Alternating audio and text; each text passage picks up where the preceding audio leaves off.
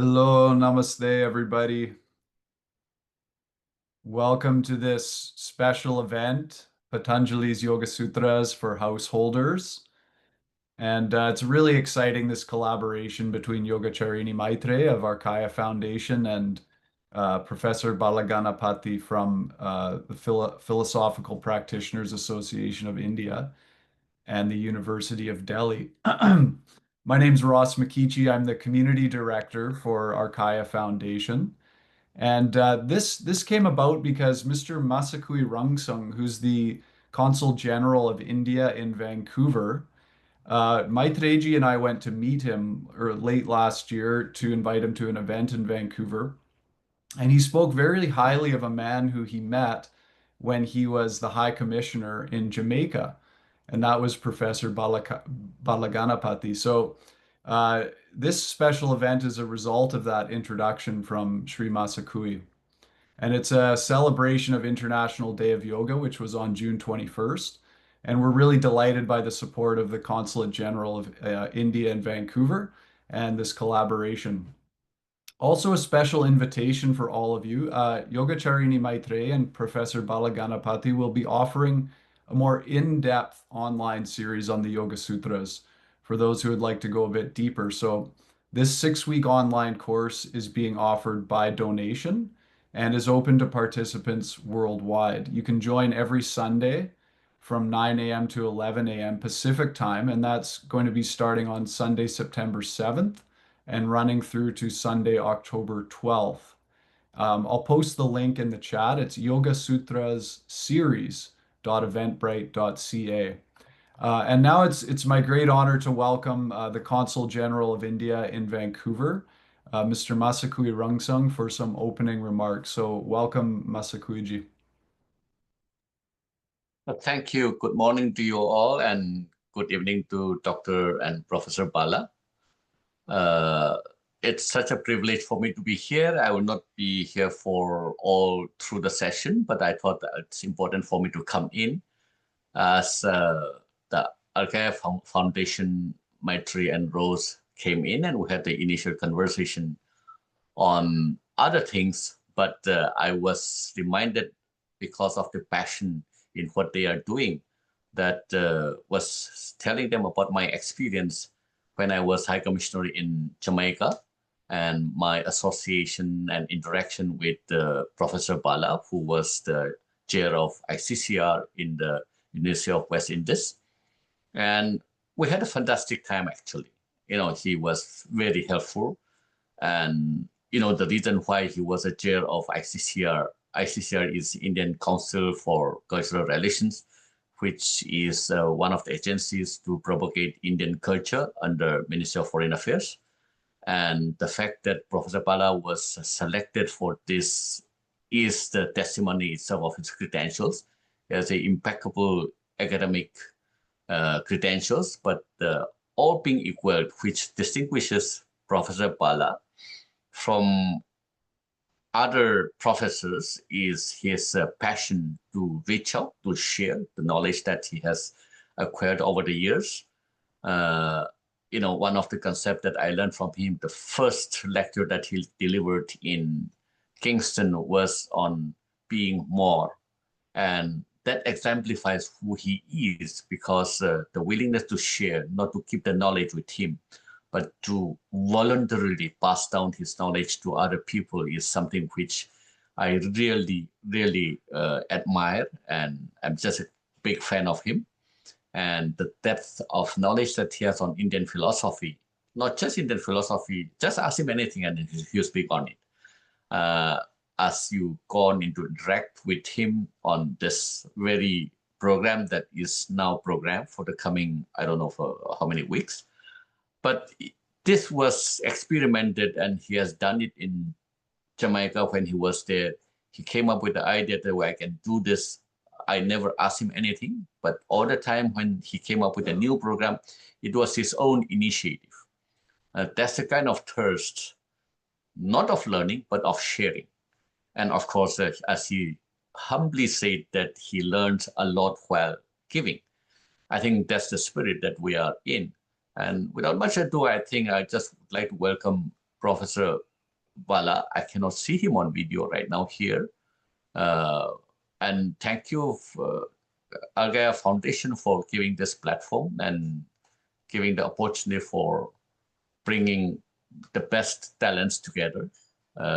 I am not an expert in this, but I use the small position that I have to facilitate so that the benefit of this knowledge reaches to many people who are willing to learn. I'll just stop it here. Professor Bala, thank you so much once again. And you have been very, very helpful and very, very, I mean, your greatness in giving out what you learn and what you have. And as you rightly said, you don't have to have more to give more. And that's the oft-repeated words that I use when I interact with other people on Indian philosophy. And thank you so much once again. Have a great day. Thank you so much, Masakuiji. And before we welcome Balaji to speak, we have a special presentation very quickly. Maitreyi facilitates a 500-hour yoga and tantra teacher training over 2 years online, and we have a new graduate. So we wanted to just present Sadie Bartram with her certificate of completion and congratulate her. So I'll just pass over to Maitreyi to briefly pass that over, and I'll just share the screen so everyone can see Sadie's certificate. Yeah, we're doing it virtually now.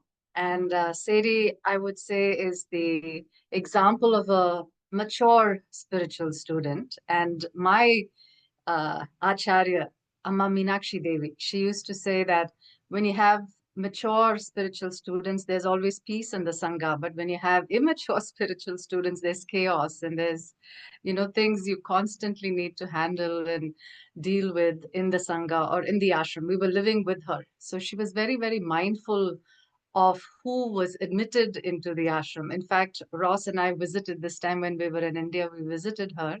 And outside the ashram, Swamiji is no more in his body. There's a little placard that says, "Enter only if you're happy." And this is not to say yoga is not for everybody. It is for everybody. Whatever state you're in, it is for everybody. But she was taking people on a very intense practice level where things would arise or come to the surface when that intensity of practice is there. That's why today's session is going to be for everybody. It's going to be light. It's going to be absorbable. And in a step-by-step manner, we can take it forward for householders, not necessarily people who work through most of their samskaras. But again, to give Sadie, her due, she has worked through a lot of her samskaras. There's a lot of self-awareness and a lot of spiritual maturity. And I want to say thank you for that, Sadie. When we were in India also, she managed the Sangha on her behalf, along with Patricia and the others. Asmina also supported, but she was in the helm of things and she supported the Sangha when Ross and I, our time difference was, a bit odd. So once again, thank you for that. Her family is also there to celebrate her. So it's wonderful, wonderful to do that. We're very happy to have a very deserving person receive the certificate. I'll just invite Sadie to quickly say a couple words if you want, Sadie. Maitreyi and Ross. I just feel so blessed to be part of this Arkaya community and so grateful for this path. I've been teaching and practicing yoga for many, many years before I met Maitreyi, and was in a place of just wanting to deepen and continue deepening and study more and find a community. I feel like I hadn't had that in a long time. So when I attended the first Arkaya class and then my second one, at that point I was like, okay, I know I need to study more with Maitreyi. And just really wanting to study with a woman and really wanting to study in a way that was authentic and true to the roots and the essence of yoga. And so it's been an amazing experience being in the teacher training. I have definitely developed a deeper sense of self and deeper sense of contentment or santosham through this practice.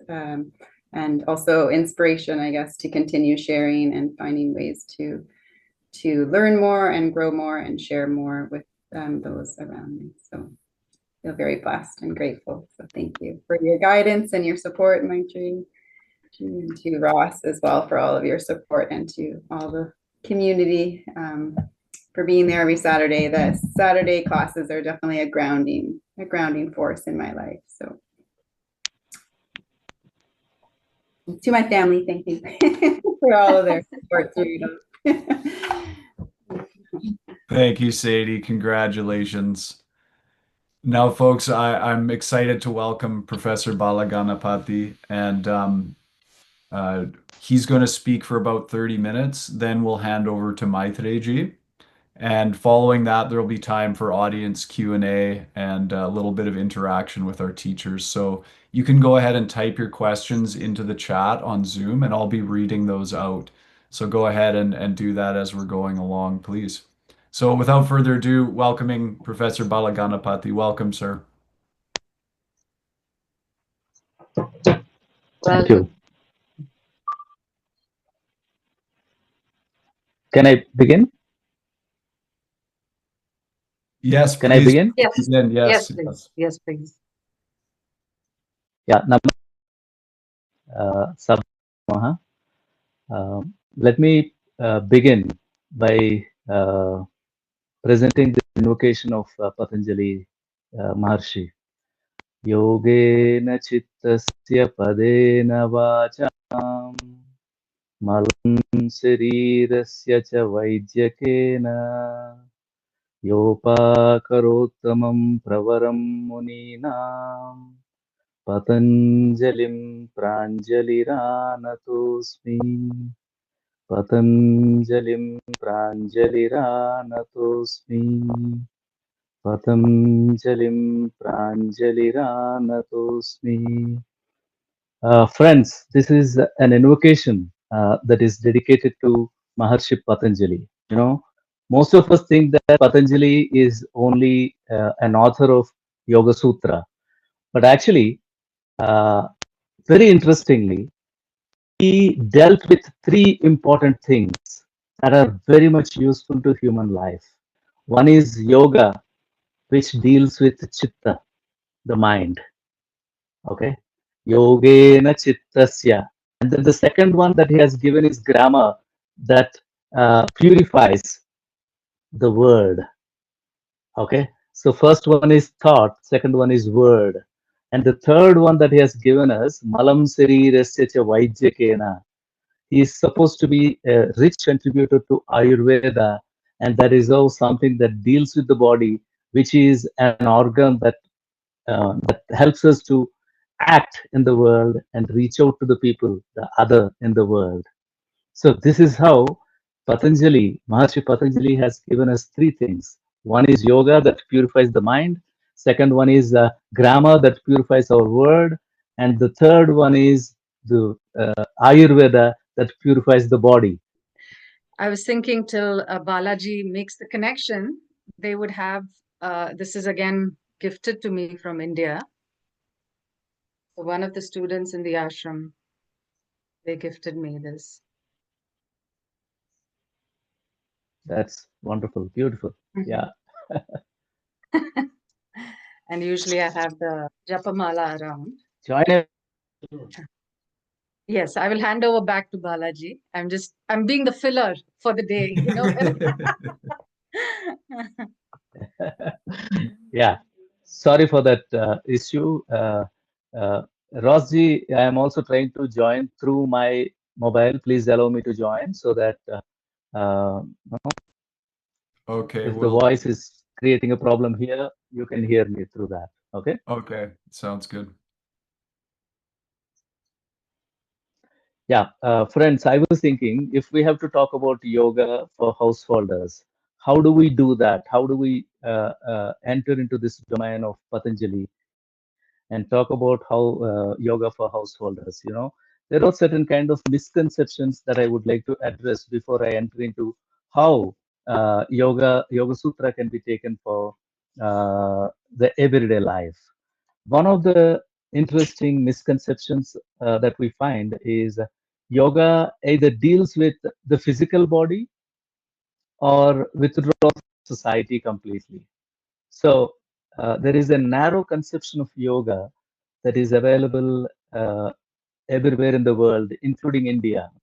I was mentioning about the kind of misconceptions of yoga that we have, which are to be dealt with before we get into how yoga can be rightfully useful to everyday life and to the householders. So, if at all we are looking at these misconceptions, one of the most important one that we have to deal with is a misconception that yoga basically deals with only the physical body, which means in the form of asanas, etc. Or it completely asks us to withdraw from the society through its meditation and samadhi. So that is how, at least, these two misconceptions try to project that yoga doesn't deal with me in the world. No, all of us are individuals living within the world.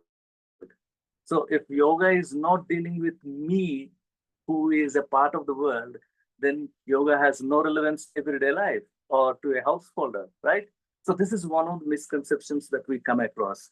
The other misconception that I found when I was having discussions with many of my friends in India and abroad, uh, they say most of the steps that we look at in Ashtanga Yoga, uh, Patanjali's Yoga Sutra prescribes us 8 steps, and most of these steps that are provided have no relevance to my existential empirical life, except asanas, which deal with my physical postures, or probably pranayama, except these two remaining steps do not deal with my empirical existential life. This is what most of the people wrongly conceptualize yoga to be.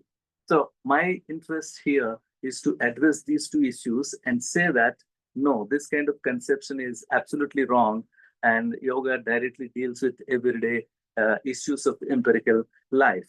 So if we have to begin that way, if we have to get into understanding proper, having a proper understanding of yoga, then we have to see what is the aim of human life. Each one of us, all of us have an aim in our life. What is the aim of human life?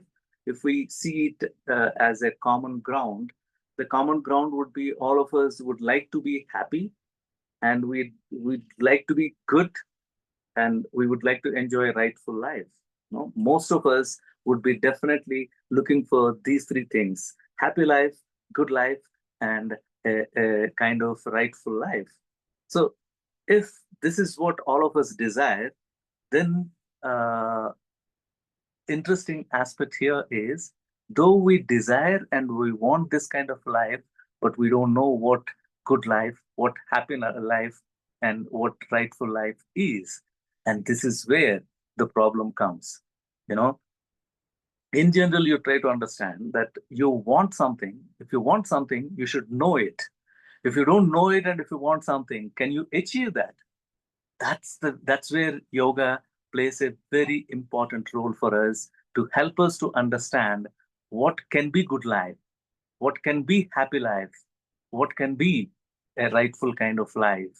Okay, so, and it doesn't just talk about what can be or what is good life and what is happy life and what is rightful life. It also gives us steps through which we can achieve this life. So, in this particular sense, it is not just prescribing certain kind of rules and regulations and conceptualizations of life of yogis alone. It is providing life tools for living for each one of us. Okay, so that's the beginning of Yoga Sutra. That's the way we have to look at it and try to understand it. Let me give you a brief idea of the kind of works that have come around Yoga Sutra, so that you can understand whether Yoga Sutra is conceptualized to be a tool for householders or not.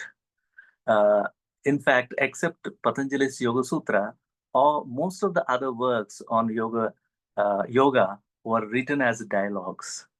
If you look at other interesting text, Yajnavalkya Smriti, I mean Yajnavalkya Yoga Yajnavalkya, it is a text which is very popular and which is very useful because it directly draws inspiration and resources from Vedas and Upanishads.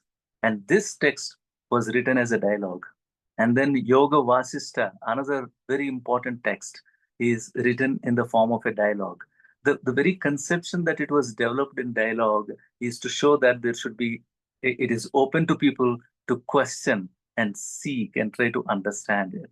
And it is not just a dialogue in a regular sense. It is, say, for example, Yoga Yajnavalkya is a dialogue between Yajnavalkya and his wife Gargi. Okay, so it is a dialogue between wife and husband as to how do I integrate yoga into my life, into our life, so that we become best people and we also achieve our own dharma, our own goals of life. You know, so and the other dialogue that I'm referring to, Yoga Vasista, is a dialogue between Sri Rama and Vasista, his guru Vasista.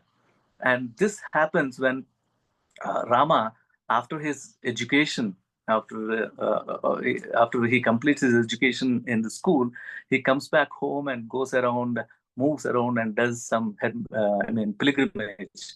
And then he finds himself to be troubled, and that's where Vasista comes and gives him a wonderful teaching through which he helps him to get back to life with a proper way of looking at life and his own self and the relation between himself and the life and people around him. So, I mean, this text again is a wonderful text. I suggest all of you to have a look at this text, Yoga Vasista. And this is again a dialogue. And this dialogue is to prompt the individual to indulge in life and do well in life, achieve what is happy life, good life, and rightful life. Similarly, the third text that we talk about is Bhagavad Gita, which again presents wonderful conceptualizations of yoga. And this is again a dialogue. And this dialogue is to prompt the individual to get back to his work, right? So, I mean, these three instances are enough. I can give you few more instances, but due to time limit, let me restrict myself to these three instances where we understand that the very way of conceptualization and presentation of the text in the form of dialogue mode is to help us to indulge in life, and not just indulging through the senses, but indulging through our consciousness and do well in life. And while doing well only, you can also achieve your spiritual goals. That's the very important aspect that is emphasized again and again in each of the texts that we are talking about, friends. So that's point one that I thought I should emphasize. And the second important thing that I want to mention is, some people ask me like, how do we understand, whatever is spoken through yoga is relevant to our lives? Okay, so let me begin this way. All of us accept the physical reality around us, right? And the physical reality is stated to be in three forms: solids, liquids, and gases. This is how the physical reality is presented to us. Physical reality with energy, matter with energy, is presented in terms of gases, liquids, and solids. These three are separately available to us independently, but wherever you find life, these three will be together. Wherever you find life in plants, you will find solids, liquids, and gases together there. You find it in animal life, human life, you find all these three together. Even when you look at yourself, you find all these three together within you. So now, if all of us, wherever there is life, if you find solids, liquids, and gases coming together, when we look at ourselves, solids are being formed in our body without our knowledge. Your bones with which you are born have become so strong that they can stay for hundreds of years without getting spoiled. Your body is such a wonderful if you want to call it machine or industry or whatever, right?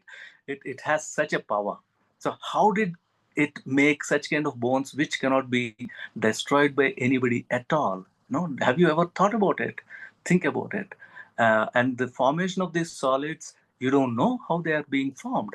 The second important thing is the flow of the liquids within your body. You have no control over the liquids that are flowing in your body, but you have a small kind of control over the gases. I mean, your breath. You know, that is how your breath has the power to influence your gases, influence your liquids, and also influence the formation of the solids in your body. You know, that is where pranayama becomes so important for the individual's friends. That is how pranayama is presented by Maharshi Patanjali as the central one. You know, if you look at Ashtanga Yoga, Yama, Niyama, Asana, Pranayama, Pratyahara, Dharana, Dhyana, Samadhi. Among these 8, the middle one is Pranayama. Pranayama is the one which helps us to control the flow of the liquids within the body and also help in a better way the formation of the solids within the body. Do you understand the importance of this particular one? That is how we don't call it just gases. No, in Indian tradition we call it prana. Prana is something, though you may translate it as vital breath in English, but you don't get that intensity of prana, no, using the word prana.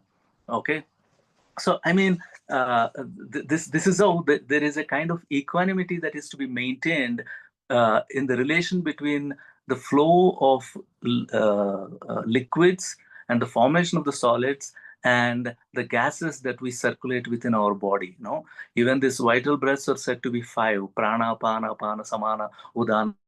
5 kind of gases that move around within the body, which is very important for us to know.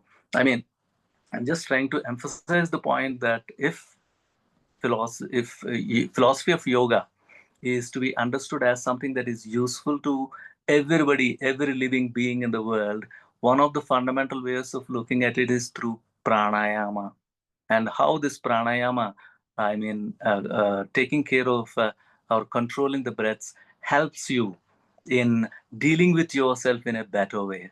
Because when you are agitated, when you are completely usurped with anger, how do you take care of yourself? How do you control yourself? That's how we say take a deep breath, or take 10 times deep breath, and then you will be able to control the flow of the blood. And then that is how you can control yourself, right? So I mean, when the blood is circulated well, the oxygen which the blood takes is being circulated well. That is how pumping so much of oxygen inside is so important. This is a simple biological technique which was known to them and which was developed as a part of Patanjali's Yoga Sutra Ashtanga Yoga. I'll just talk briefly about Ashtanga Yoga and I'll stop there, friends, because if we have to establish the point that Yoga Sutra is yoga is for householders or for everyday life. No, let me not say householders. It's for everyday life of each one of us. I already mentioned Ashtanga Yoga, 8 steps, right? Yama and Niyama, Asana, Pranayama, Pratyahara, Dharana, Yama, Niyama, Asana, Pranayama. Sorry, I missed one thing. Okay. Yeah, Yama, Niyama, Asana, Pranayama, Pratyahara, Dharana, Dhyana, Samadhi. These are the 8 steps. I would consider Yama, Niyama to be dealing with social self.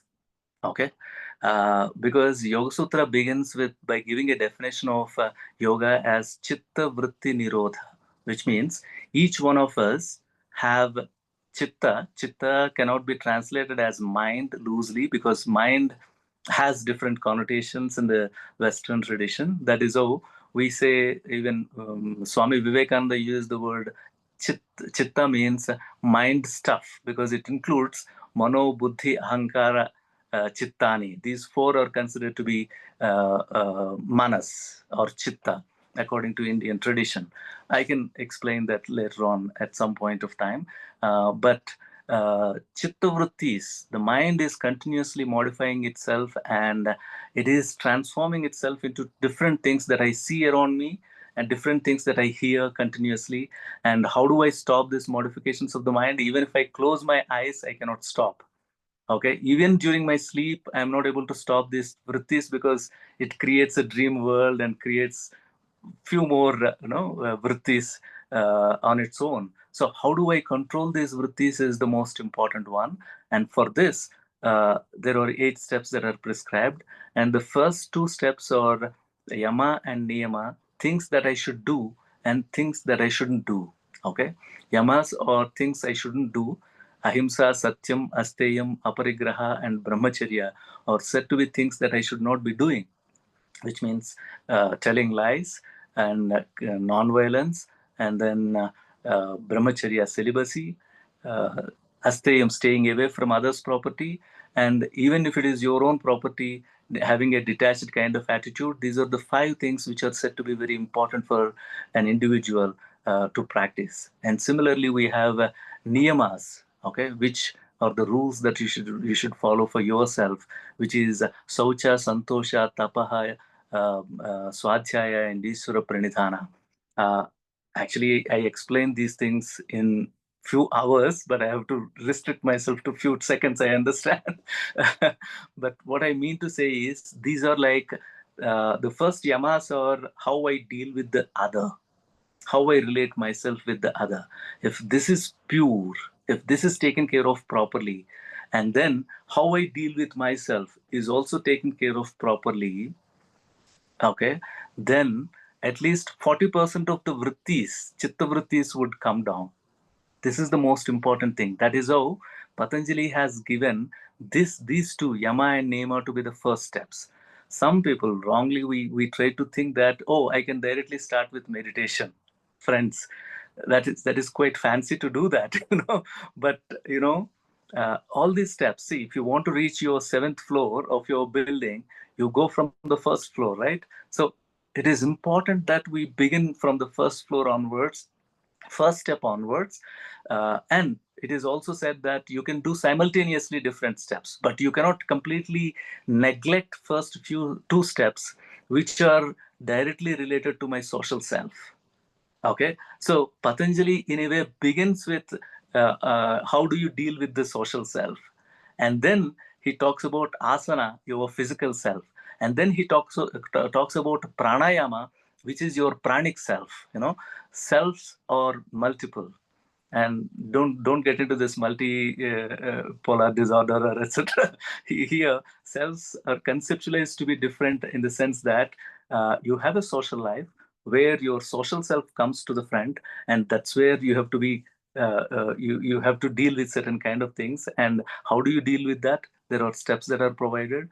And you have a physical self, physical body. How do you take care of it? Asanas are prescribed, and you can deal with these 3 only if you control your breath.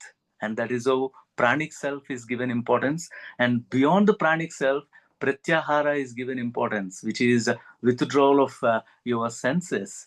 And then dharana is focus, which means these 2 we call sensuous self and then mental self. Dharana is mental self. Okay.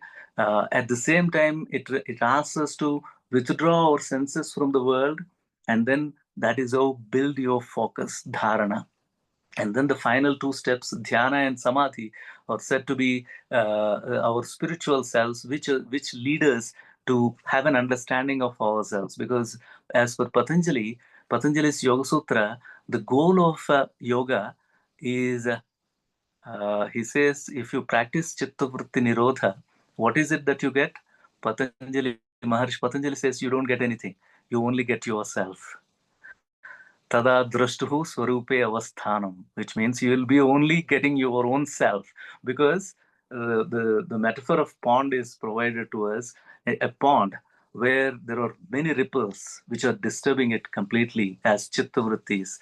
They can be controlled by practicing these steps, and taking care of your social self itself would actually diminish 40% of your ripples. And then 25-25 with your physical self and pranic self and with your mental self. And what is it? What are the vrittis that you reduce? The last 10% are reduced through your spiritual self. But the beginning, the foundation is social self, which is very important to us.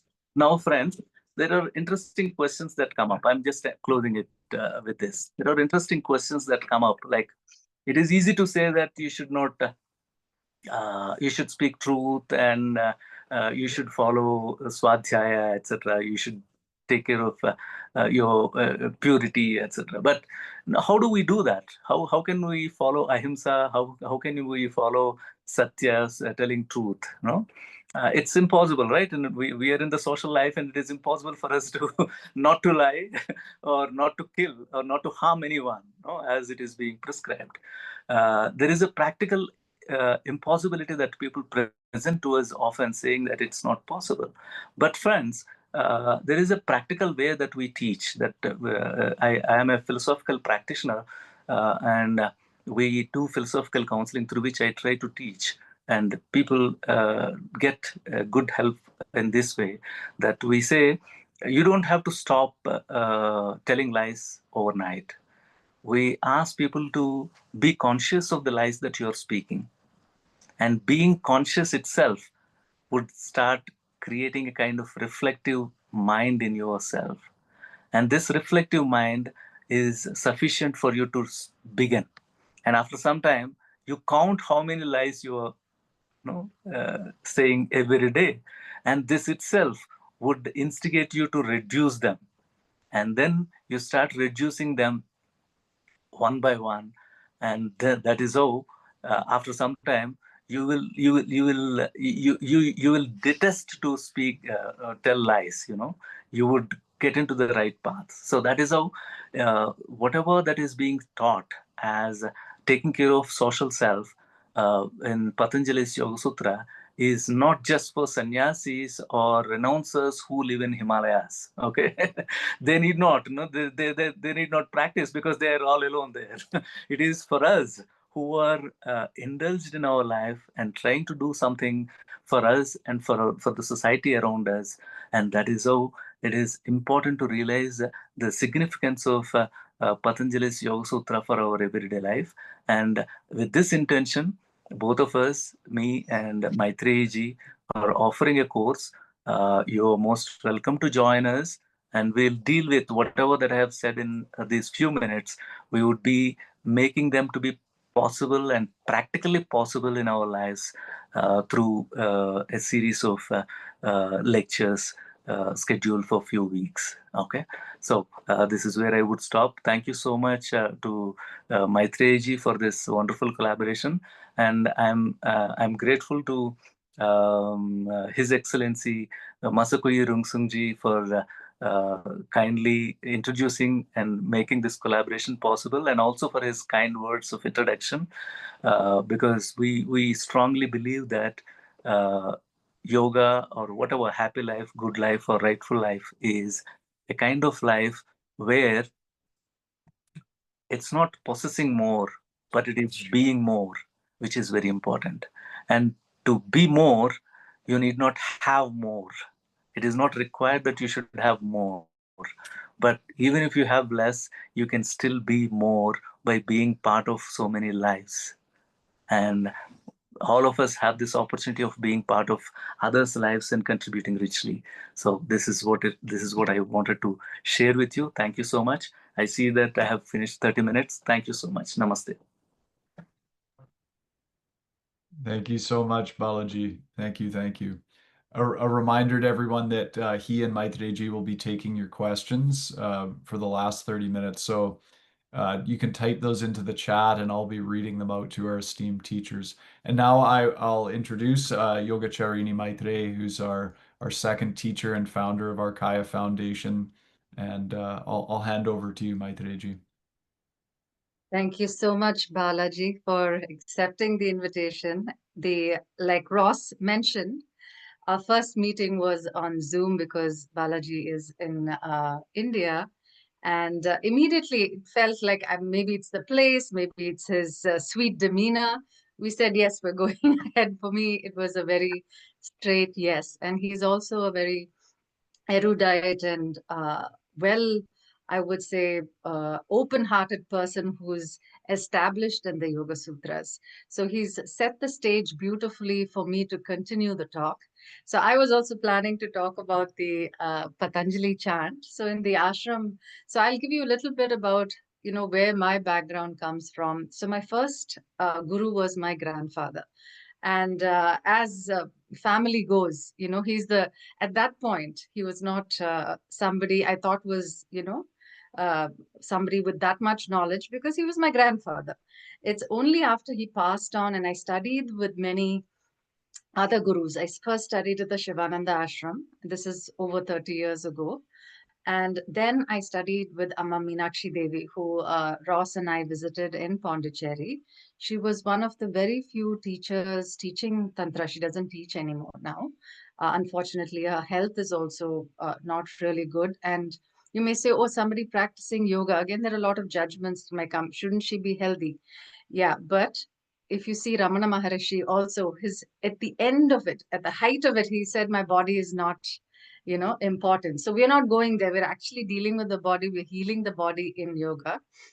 But she's come to that stage where she was overworking herself. She was a typical, I can say Indian woman who keeps giving, giving, giving. And then I think finally this is her way of saying, okay, I'm done. I'm just going to like rest. And unless I'm sick, people are not going to let me rest. So I think that was, the reason why she's like in bed now. And, she's the sweetest soul. She's a wonderful human being and very real. To me, Ammaji represents somebody who's really real, who doesn't talk about enlightenment. So when I was in the ashram, she was like, yo, let's start step by step. Forget enlightenment. There's all this talk about samadhi. I'm sick of, she would actually say. I've been to so many conferences. Everybody's talking about samadhi, samadhi. Let's talk about basics. And for me, that was what I needed at that age. And even at this age, when I've reached 50, I'm like, I needed at this age also, because the foundations are what are important. So I'll also start off with the Patanjali chant. We'll keep our eyes closed and I'm going to invite everybody to keep their hands in the Jyoti Mudra. This is one of my favorite mudras. We'll try this mudra and then the Yoga Mudra where we interlace. So we're interlacing the fingers and the right thumb is dominant. So the Jyoti Mudra first, and then I will invite you in a bit to interlace and place the palms. The right palm or the right thumb over the left thumb. Now we'll start with the Jyoti Mudra, tips of the fingers touching. Jyoti is inner illumination. So the whole principle of the Yoga Sutras is moving back to the space of inner illumination.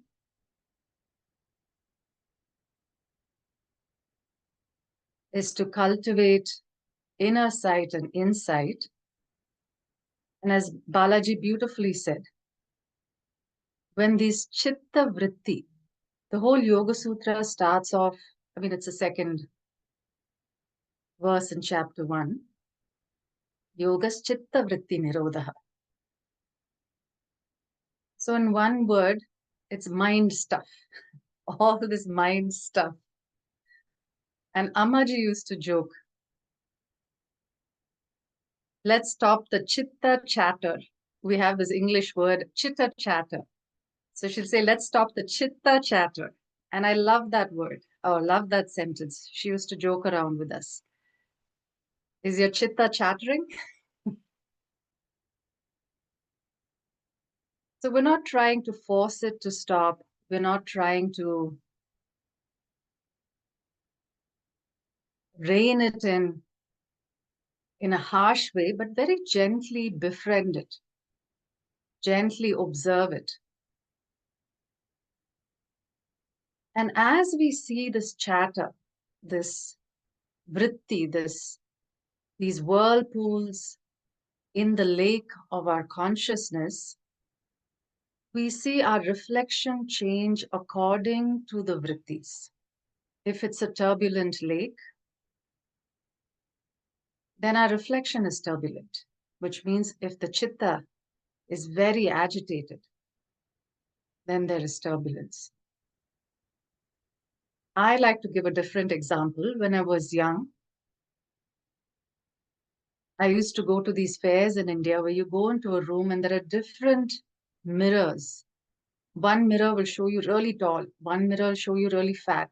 One mirror will show you really crooked. I don't know if these fairs are there in Canada. And those mirrors are the chitta. So depending on our identities, our raga, our dvesha, what we love, what we hate, what we're repulsed by, what we are attracted to, all of that, our kleshas, everything, our aberrations, our distractions, all of that influences the chitta. And Patanjali gives a very beautiful step-by-step method to move through this and find our true beauty, true reflection in the stillness of the lake, the true mirror, so to speak, not the distorted mirrors. So let's take a moment to settle our mind into our bodies. Amaji comes from a tantric tradition, so I wanted to study with a female teacher. And this is nothing like the tantra that is propagated in the West, which is highly sexualized, or in Bollywood movies, which is like black magic. Tan means body. Ra is a tool for transcendence. So we're simply reconnecting to our body at this moment. So be aware of the mudra.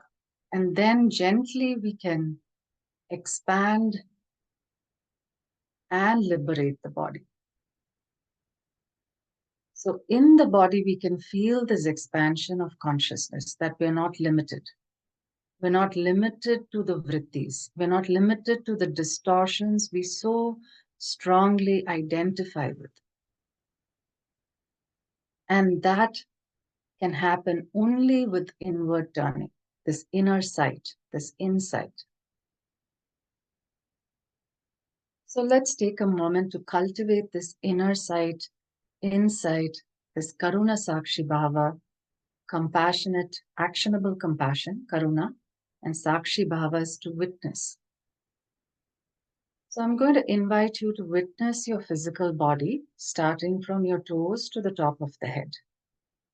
If you need to sit a bit taller, please do that. If you need to relax your body, please do that. If you need to find a backrest, please do that. And find sthiram and sukham in your asana. Sthiram is stability, firmness. Sukham is ease.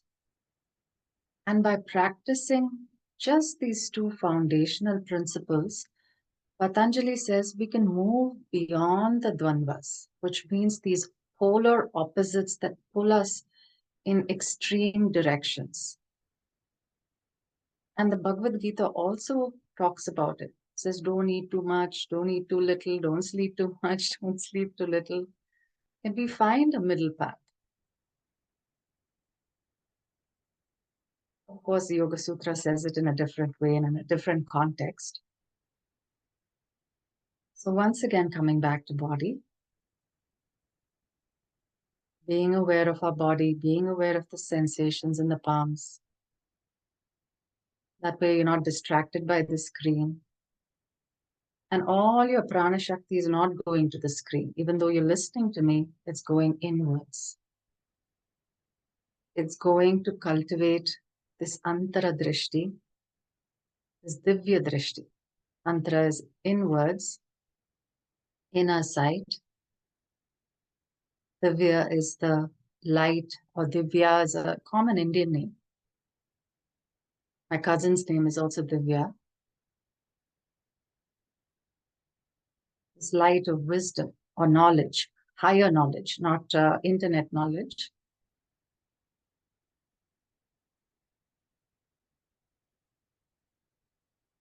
Now let's bring our awareness to our breathing.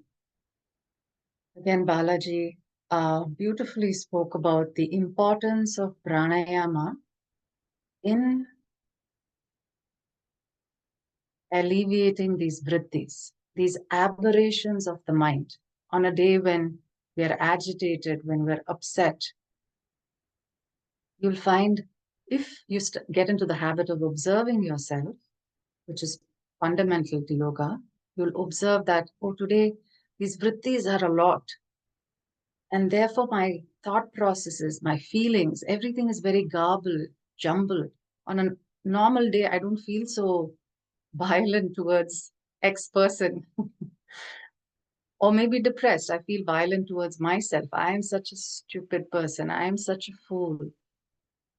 So all this harsh self-judgment can happen as these vrittis become agitated. These whirlpools become agitated.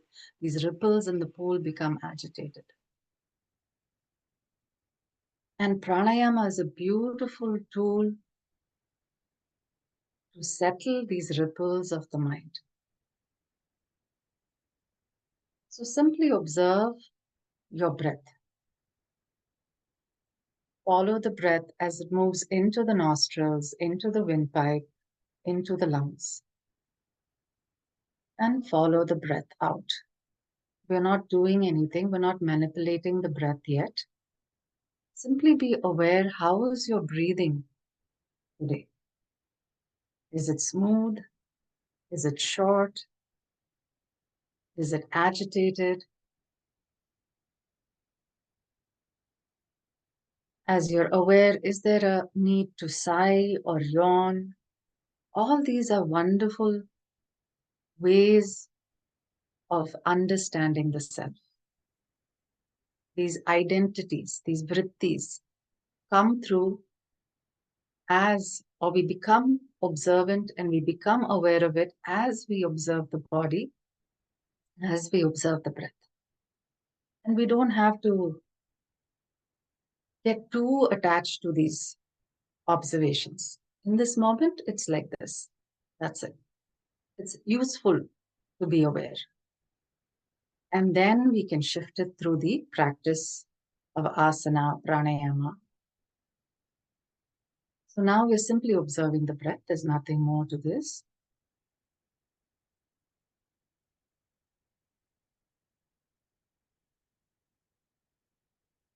Now, pranayama consists of 2 words. Even though you're listening to my lecture, let your observation or let your focus, let your concentration be on your breathing. How does it feel to learn in an embodied way? That's what yoga is. It's not just about intellectual learning. And all the great masters, including Patanjali, speak about this self-realization. They didn't say self-intellectualization. The great intellectuals in the modern world, and including myself, I was raised in a system in India which is very left-brain Western education. It's not embodied. It's not integrated with all the koshas. So we're still continuing to be aware of the breathing. And now we'll do a simple breath called the Sukha Bhastrika. Sukham is comfortable. Bhastrika is bellows. It's not complicated at all. We're going to breathe in through the nose, expanding our rib cage as much as we can, and breathe out through the mouth, lips pouted.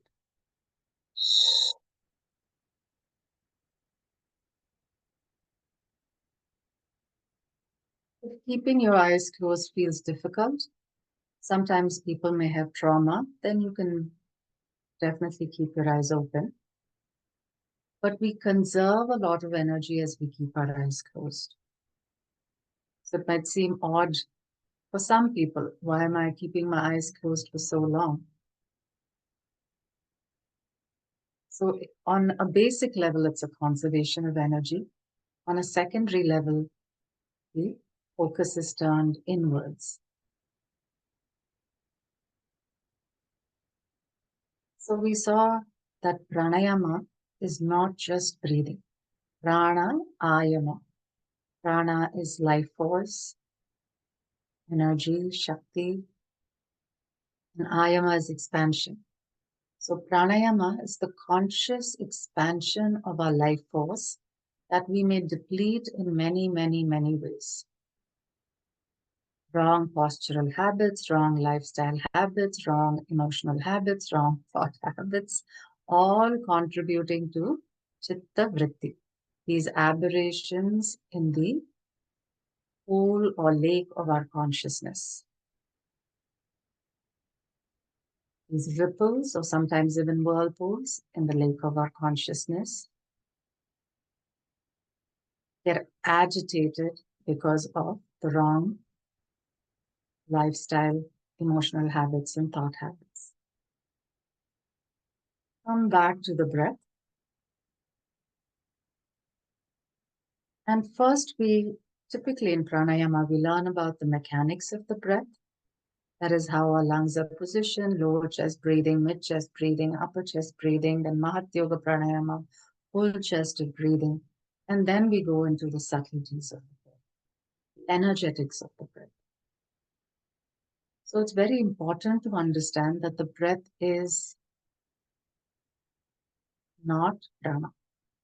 Just like the windmill that generates electricity gets to generate it from the wind itself is not the electricity. The wind is used to generate electricity.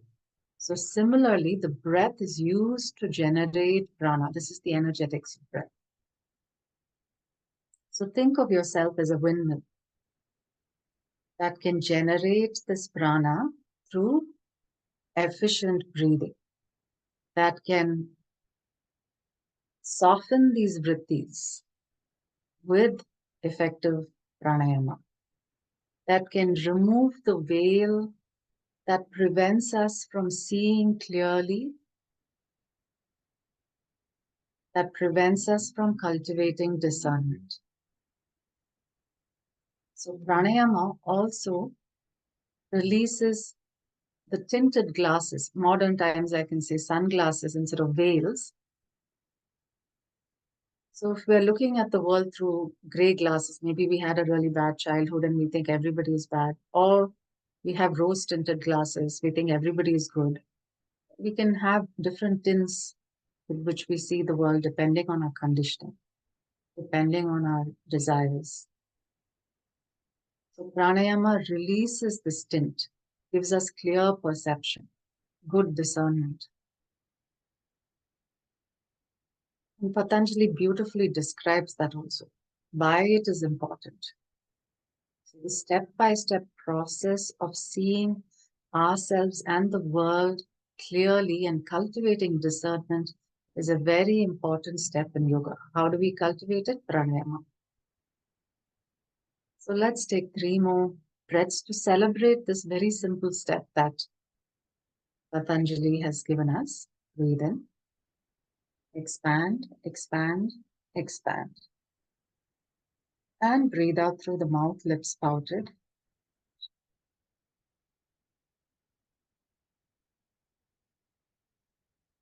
Breathe in. Expand, expand, expand. And breathe out.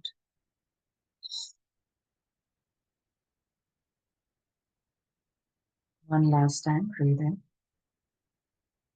Expand, expand, expand. And release.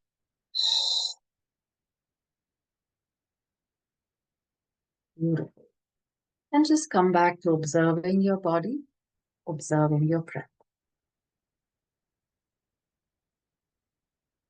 There are many other things you can observe, like your multidimensionality, but we will leave that for another day when we continue with the series.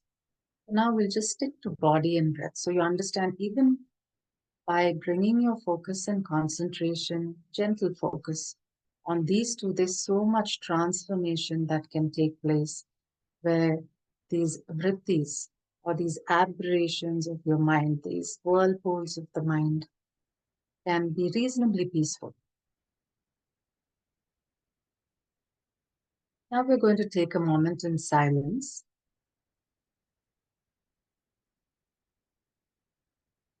Still keeping the awareness on the body and breath.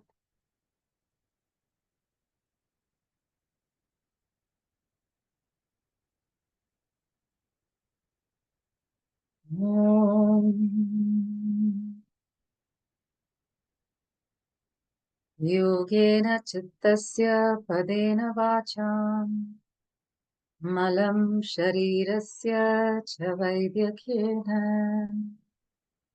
yopakarotamam pravaram muninam Patanjali Pranjali Ranatosmi Om.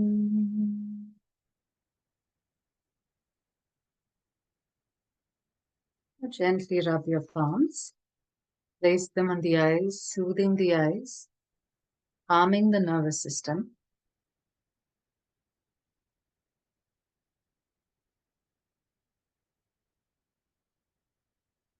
And gently release it. Beautiful. I'm going to invite you to sip a lot of water during the session.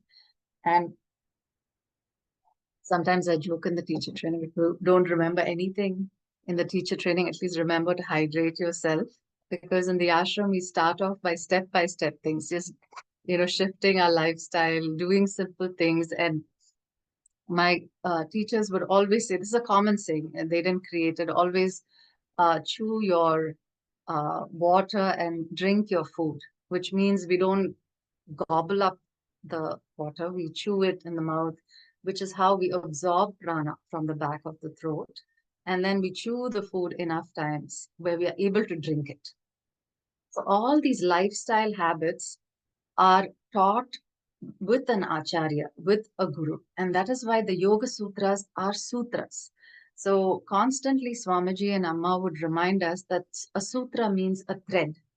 So it's a very, very simple thread that strings all these pearls of wisdom. Now, if you look at the Yoga Sutras itself, there are no techniques given. Nobody's going to teach you the Mahatma Yoga Pranayama. It's not an instruction manual of asanas. It's not an instruction manual of pranayama. It just gives you this broad outline, this threading of these pearls of wisdom, where you can go study with an acharya, and then everything is taught to you through guidance. There is this reparenting that happens as you go live with your guide, as you go live with your guru.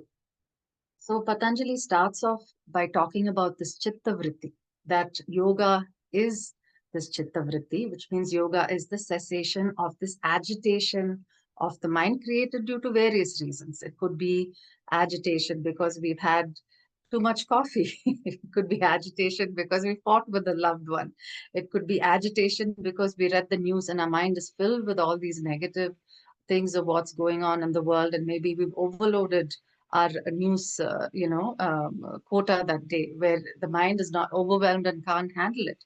So we become acutely aware of what creates this agitation in us, and that is part of the yama niyama that Balaji was talking about, which is the two foundations or the two rungs or two angas of Ashtanga Yoga. The first two are Yama Niyama. Many, again, like he was saying, falsely think that it's only asana, pranayama, I mean, little bit pranayama. Even that is forgotten these days. Mostly asana. You see all these complicated shirasasana and headstands and handstands, and unfortunately, that is what it's reduced to. But if we follow the Yama, one of the Yama is ahimsa. So by inflicting ahimsa on ourselves, these vrittis actually increase. Inflicting himsa on ourselves. Himsa is violence. Ahimsa is non-violence. So whenever you put in Sanskrit a before it, it negates the word. So himsa is violence, ahimsa, non-violence. So whenever we inflict himsa on ourselves, then these ripples, this vritti that Patanjali talks about, increases. So it is very important on a day-to-day level to start with ourselves. And that is what the ashram lifestyle or having a reasonably sattvic or clean lifestyle helps us, where we are not causing excessive vrittis in ourselves. So Patanjali also goes on to talk about these vrittis, how to avoid them, what are the different kinds of vrittis. I won't go into it because it's very technical. So it's fascinating when you read the Yoga Sutras, how technically he goes, he doesn't stop with, okay, vritti. Okay, there are 5 kinds of vrittis. There is this kind of distractions, 11 kinds of this, and that. So he's very technical in the way he approaches each of it. Then he also says Ishvara. Ishvara, usually people in India think Ishvara is God. He also very technically describes that Ishvara is somebody who is no identity with all these vrittis. He's attained that state. So he doesn't call Ishvara God. It is Ishvara who's this very attained being where the full expression, the Swarupa, is fully expressed. In us, it may not be fully expressed because of the identity with these vrittis. And he also says one word that truly exemplifies Ishvara, again, not alluding to God here, alluding to this quality which is fully expressed, where Ishvara is rested in his true essential nature. The word that is closest to this vibration of Ishvara, commonly translated as God in India, is the Pranava. The sounds A, U, and M. So the Pranava Om practice is also a beautiful vibrational practice to release these vrittis. So in the ashram, sometimes we do Pranava Oms through the night, especially Mahashivratri and certain opportune moments astrologically. We'd be sitting the whole night and just chanting Om. And the next day, even though I haven't slept, or many students haven't slept, there will be this, I can't call it a high, but this heightened awareness, a very heightened awareness of expansion in the body. And that is what these vibrational practices give us. So similarly, as you go along, he gives very practical advice also. He lists quite a few qualities. I'm going to just list them. So, as we go along in chapter 50, this is chapter 30. Sorry, he talks about the distractions also that might come. I just thought I'll read it out. So he says, disease can be a distraction, dullness can be a distraction, doubt can be a distraction. So Amma used to make us read this. I'm talking about 25, 30 years ago. It's still very relevant, Carelessness can be a distraction, laziness can be a distraction, sensuality can be a distraction, false perceptions can be a distraction, failure to reach firm ground can be a distraction, because sometimes we get disheartened. We're like, oh, we're doing this practice, but I'm still not feeling stable. And that we can be distracted or disheartened by that. Sometimes we may attain a certain level and then we may slip from that place. That also can be a distraction, or we can get disheartened. So when we are on this path, we have to remember not to get disheartened by all these things that arise as a result of the practice as well. So if you see right through Patanjali's Yoga Sutras, not only these threads or pearls of wisdom are beautiful ways to tell us, okay, this is there for all of humanity, these traumas, these distractions, this disheartenment, you're not alone. So it makes us feel, okay, it's not my problem alone, it's the problem of all of humanity. And in that we are united, including myself. Okay, maybe I've done a bit more sadhana. So, I know how to reset myself to a point where this aberration or where this distraction doesn't pull me into too much of a cesspool. Sometimes these whirlpools can take us right down where we feel suffocated. So that may not happen. I might always remain above water. So that is what sadhana gives. And then again, we are rising, we're stilling, we're opening the heart. And then with practice, you'll find more and more joy, more and more ease. Of course, there'll be certain points in our life where we have to meet these karmic situations that come up, and that's part of life as well. So I'm just looking at the time. I'll close in 1 more minute. Then we'll go to question and answers. So just to round it off, I was saying how Patanjali starts with this chitta vritti. He gives all these technical things, then he goes on to describe Ishvara, then he tells you what this distraction or disheartenment can be. Then he goes on to describe the Ashtanga Yoga, the 8 limbs. And in the teacher training, the students have to contemplate each of the yama and niyama. Balaji was talking about how the yama is conscious restraint. We're actually, yes, we're looking at it with relationship to society, but we're also looking at it as, okay, I'm restraining this impulse to survive at any cost. So for example, ahimsa, when we are in that animalistic, survivalistic stage, you think, oh, we can do anything, we can harm another to survive. So we're looking at a particular yama. There are 5 yamas. They're not like the 5 commandments, because it is not thou shalt not. It is not like that. It is more contemplating ourselves with relationship to that and saying, where am I? Can I refine it better? And as I refine, for example, non-violence, the ripples start reducing. So there is a direct relationship between refinement of the yama, one of them being non-violence, and the vrittis. So this relationship you start seeing and saying, oh, okay, the more I practice the yama, the more peaceful my life becomes. These vrittis release. I'm able to live with myself, I'm not living in an agitated inner environment. So like that, all these tools are extremely practical and extremely applicable. So that is what I want to leave you with, so that there is time for Q&A. And I'm happy to stay a little longer than 10:30 also, should, I don't know about Balaji. He's like on his full yatra, so we won't stop him, for more than needed. But yes, I will leave the floor open for more. And like I said, like even Balaji was saying, this time is not enough. This is just giving you little appetizers. Hopefully it'll inspire you to go deeper. Yeah. Can I Thank- ask question? Sorry. Oh, yes, please go ahead. Just if I'll tell people to you can go ahead in a moment. I'll get people to just raise their hand and then unmute their mic, but you Okay, can go okay. ahead, please. You can ask your question now. Thank you, Ross.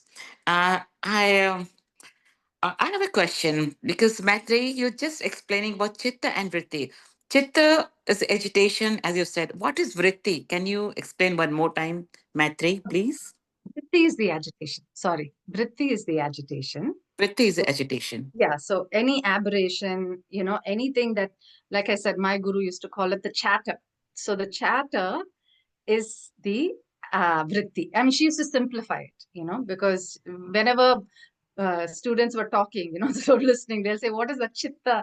She was making a pun on words. What is the chitta chatter? What is the chitta chatter? So that constant chatter, that constant flux, that constant agitation in the mind is the vritti. And then the chitta, there are different translators who translate it differently. Some say it is all the mind stuff, which is composed of, ahamkara, buddhi, the chitta, the unconscious mind. My guru would say, just start with your unconscious. Your conscious mind wants to listen. So you start with, being aware of your unconscious mind that doesn't want to come along, that doesn't want to listen. So you just take care of that unconscious mind. That is enough, she'll say.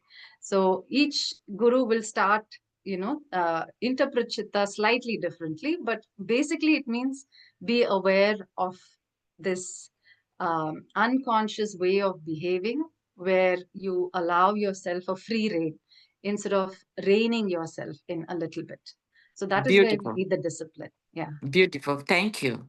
Thank you. Thank you. Thanks for that question. Asmina has a question for Professor Balaganapathi. You can go ahead, Asmina. Professor, thank you for going into so many different aspects of Patanjali Sutra. My question is, you brought up that, it's it's very hard to say, okay, speak the truth, do this, do that, do that. The mind almost gets agitated with that instruction. So in your way, when you're teaching how to take that first step, would you just go into maybe one thing about how you would deal with somebody who has a lot of vritti, and by the instruction doesn't help? So how would you let that person come to experience that? What would your methodology be to help that process? Yeah, thank you so much for that question. In fact, that begins everything, how do we begin is the question, right? So we all, most of us know that there are so many vrittis happening in the mind which are not under my control. Okay, so if I have to begin with Ashtanga Yoga, say truthfulness or ahimsa, how do I begin that? The methodology that we have developed is making the individual just be conscious. Conscious doesn't mean, we use these words interchangeably, but these two are two different words: being aware and being conscious. So here it's just being aware. Just being aware. Say, for example, we say you begin with one, truthfulness. Okay, and then just be aware how many times you're violating that in a day. So this awareness itself would make you to start reflecting on it. So for example, somebody may say, oh, am I so bad that I have violated this truthfulness 50 times in a day? This awareness itself will lead you to a kind of reflective attitude. And I personally believe that philosophy means reflective discipline. Philosophy is a reflective discipline. Each one of us, or as I was mentioning in my invocation as well, which even Maitreyi has recited, we can be reduced to three things: what we think, what we speak, and what we do. Okay, majorly we are composed of these three. We are comprised of. So if it comes to your awareness that what I am thinking about myself, this being reflective of your thoughts, of your words, and of your actions, this itself would make you go to the second step. First one is awareness, that automatically will lead you to being reflective. And the third one is this would lead you to start limiting yourself. Limiting the violation of this something that you are supposed to follow, truthfulness. So it is not complete stoppage of speaking, lying in a day. It's like step by step on your own, being conscious of your actions, being conscious of your thoughts, being conscious of your words, you stopping on your own. So this happens because we have dealt with such kind of cases many, and people found very good results of following this. Okay, so instead of asking somebody to abruptly stop, it is always good to make them be aware. So that's the first step, I would say. Yeah. Thanks, Balaji, and thanks, Asmina, for the question. There's another one here in the chat from Charlie Prasad, and maybe Balaji, since you already operate now, we can have you answer first, and then Maitreyi, if you want to add something after. So the question says, I'm curious about brahmacharya and the idea of celibacy. In our modern world, there is a feeling that sexual health and expression is important. I think brahmacharya is often understood as restricting the sexual self. Do you agree that this is what brahmacharya means? If so, how can we reconcile these two sides of the conversation? How can we practice brahmacharya without being sexually repressed?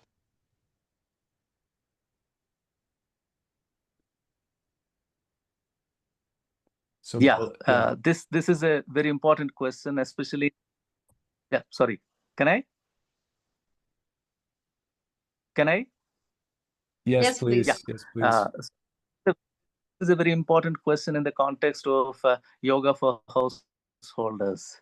If we are advocating that yoga is for householders, and if yoga preaches brahmacharya, so what is this brahmacharya that yoga is prescribing is very important to be reflected upon. So this is not complete abstinence from family life of union. It should not be taken that way. Within the family, I mean, within the married life, it's like there are certain kind of rules that every culture has that we are supposed to follow. And it is also that brahmacharya is mentioned as a part of yama niyamas. And the niyamas, and you should not say take any of them in isolation. You have to take them together. The niyamas are 5. The first one is purity, saucha. Saucha means purity. How do you keep yourself pure in your thoughts, in your words, in your actions becomes very foundational kind of one. Once you start taking care of that purity of your own self, then it would lead to santosha, which is, santosha is not happiness. Santosha is contentment. So once you start taking care of your purity, it would automatically lead to a kind of contentment with yourself. Contentment means contentment with the self, right? So these two would lead to automatically brahmacharya, which is a kind of control over your own senses and being involved where it is dharmically allowed. Dharma is the one which rules there. Okay, dharmically allowed. So that's where you try to indulge in the things. So which means basically brahmacharya is not complete abstinence. Complete abstinence is prescribed for yogis, I mean renouncers. That is true. But for the householders, it is not complete abstinence in that sense, but it is like within the dharmic principles, you have to follow certain kind of rules, and then it is allowed to follow, have your sexual life. So that's how it has to be seen as an integral part of niyamas, which where there are other 4 things which try to support it. This is how I would respond. Yeah. If Maitreyi would like to add something. Thank you, Balaji.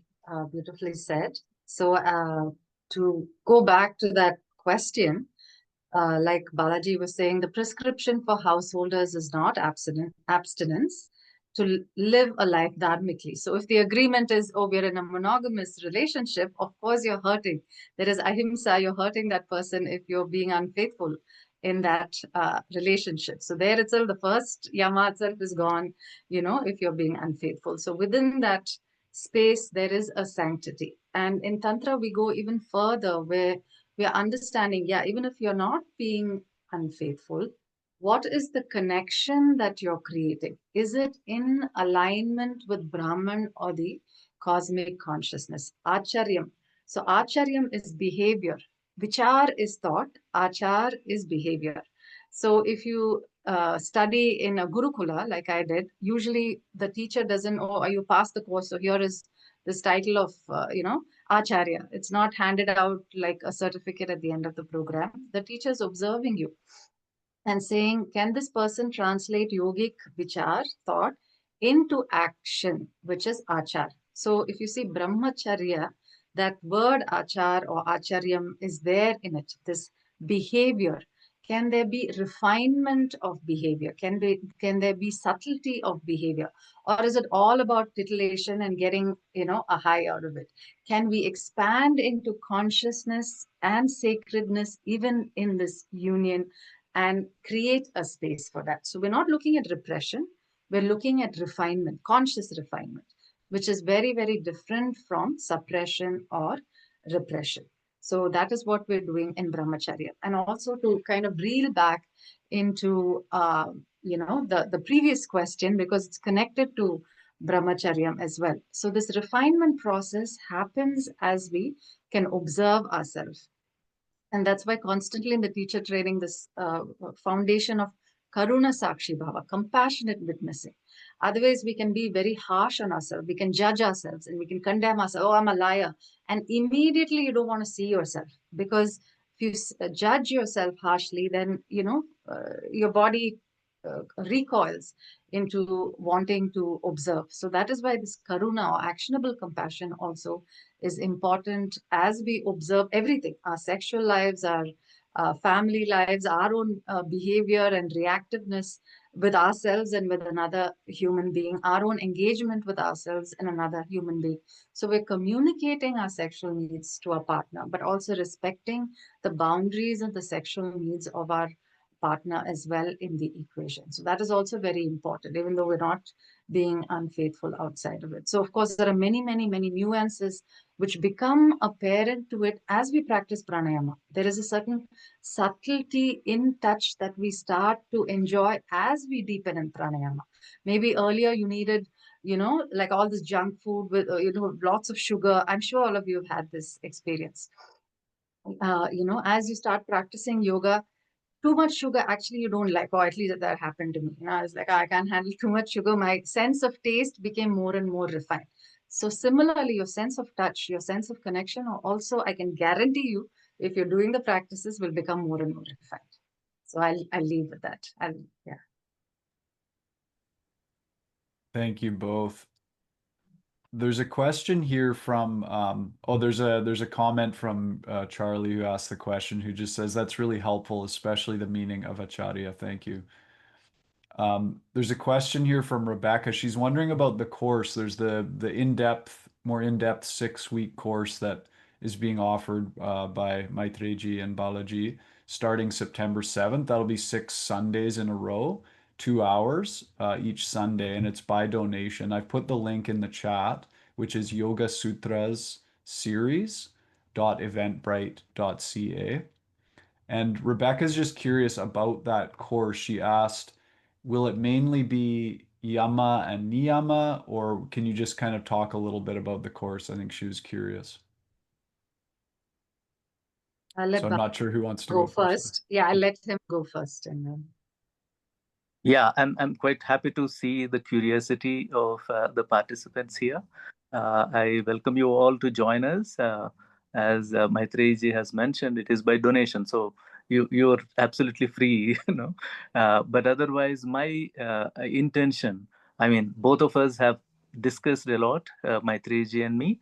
I would be dealing with the text, but while dealing with the text, I would come up with practical, useful tools. That's what I would try to provide to you. Okay, and I believe Maitreyi would be giving practice sessions as well along with that. So that is how we want to complement each other, and it is not just limited to yama and niyama. We would be going beyond that. In fact, friends, if you know about Patanjali's Yoga Sutra, the text is comprised of 4 parts, and the second part, last portion of the second part, deals with Ashtanga Yoga, and then it even proceeds to the third part as well. So we would not be, I mean, my intention is to cover as much as possible, but we will is possible, because in 6 weeks or 10 weeks, it's probably it's impossible to cover everything. As you heard Professor Rungsung Masakuiji, I mean, His Excellency Masakuiji was talking about, like, I taught this course, the whole text, 197 sutras, in 20 weeks at Jamaica. So that we are condensing it to 10 weeks. So from that you can understand. But our intention is to continue this kind of an endeavor and come up with more refined and more practicable solutions to everyday life by rereading and rereading again and again the Yoga Sutra text. That's what we are trying to do. So, but we promise you that we will do our best. Yeah. Yeah, thank you, Balaji. So, as he was mentioning, there is going to be a broad understanding of the entire text. It's not going to be just yama niyama, but yes, when it comes to certain practical practices, we're going to give the recommendations that Patanjali has given, which is one of the foundational practices is Yama Niyama. Then we have asana, we have pranayama. So all of those practices will be delved into and taught also. But today I was giving you little snippets of how he's given pointers to different things. So we will be giving those pointers as well. So it'll be a very broad outline of everything. You know, I lived for many years with my acharya and was not enough. I've come into the world, been practicing, doing my sadhana for 30 years. 30 years is not enough, you know. So we'll do our best, like, you know, Balaji was mentioning. We'll do our best. Yeah, just to add one more point, it's like it's an interesting combination that we have. Like Maitreyi is into the path, and she is into the traditional system of learning and teaching, and she herself is a realized person. And I'm a professor. Basically, I'm only a teacher in the university education system. But I have read the text thoroughly, and I would try to bring out few things which would work as tools that you can use in your life, right? So I believe this is a very promising kind of collaboration that we came up with. So yeah, take your time and please join us. Thank you. Thank you. And one more thing, Balaji is also a wealth of wisdom with Sanskrit grammar. I do teach some courses on Sanskrit appreciation, but I'm nowhere a scholar. My grandfather was a scholar and the other teachers were a scholar. So I would say those who are coming, take advantage of, you know, his scholarly, you know, scope in that as well. If you have any questions about that as well, you know, he's very learned.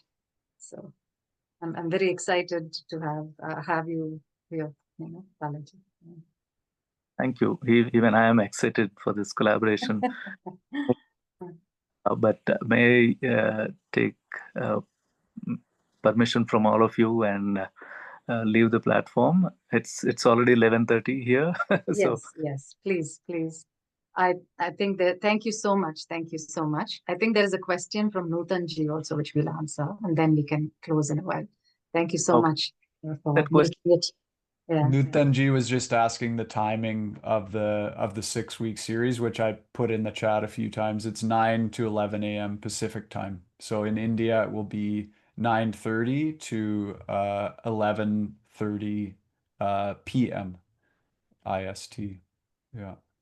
On Sundays, right? Yeah. On Sundays, yeah. So all the info is in the chat there. You can go to yogasutras.eventbrite.ca, or you can always email infoarkaya@gmail.com. I'll put that in the chat as well. And I put the links to Professor Balaganapathi's personal website and his not-for-profit, the Philosophical Practitioners Association of India, and to Maitreyi's website as well, where you can learn more about her programs and teacher training. So a big thanks to both of you. Really, it's such an honor to learn from both of you. And I know that and I'm sure everybody else got a lot out of this, and looking forward very much to the 6-week series in September. So thanks everybody for being here. Yeah, thank you so much. And just as an aside, the teachers group is going to meet half an hour after this. This is a separate group, but I'm just going to extend the invitation to whoever wants to stay back. You know, usually we have, after our programs, we have a half an hour thing of just debriefing and going deeper. So if anybody in the group wants to join that group, you're welcome. So we won't cut the call. We'll just continue on. This part or this portion is done. And typically we close with a Dhanyavadaha. We just say thank you to ourselves for making the time, for investing in self-awareness, self-knowledge. And then we'll thank everybody in front for their presence, you know, for making it. And then we'll touch the earth, thank the earth, the masters, the First Nations, people of the land, and especially the guides who offer their time, like Balaji, and everybody else who's contributed as well. Thank you so much. And we'll move over to the next segment. Thank you so much.